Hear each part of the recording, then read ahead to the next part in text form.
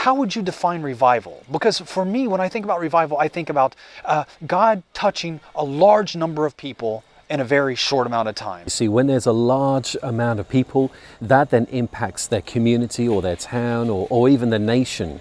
Looking at it from historical records of church records in the UK, what we class as revival, we have certain years, 1859, maybe 1904. We call these maybe the Hebrides revival, or back then the Welsh revival, or the Wesleyan revival. These things is where it's not just a great meeting in a church. You go to these revival meetings and it's people that are already saved, having a good time maybe. It's maybe a good meeting, but I'm not seeing transformation like we would have seen here in Rome.